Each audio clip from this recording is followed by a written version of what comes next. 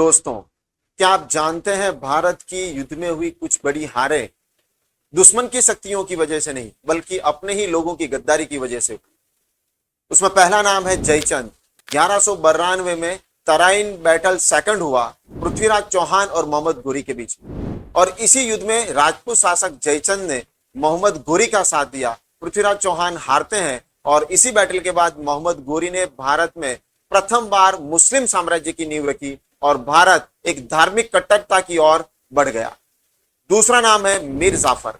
30 जून 1757 में प्लासी का युद्ध हुआ सिराज उद्दौला और रॉबर्ट क्लाइव के बीच।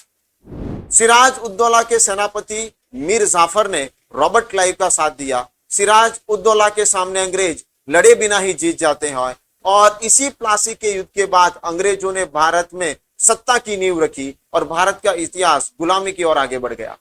तीसरा नाम है मीर सादिक।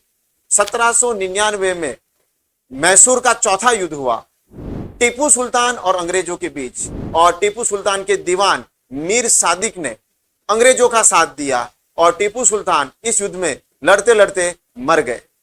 दोस्तों, इसीलिए तो कहा जाता है कि किसी भी राष्ट्र के अंदर जब कमजोरी होती है तो बाहरी शक्तियां उसको आसानी से जीत जाती हैं।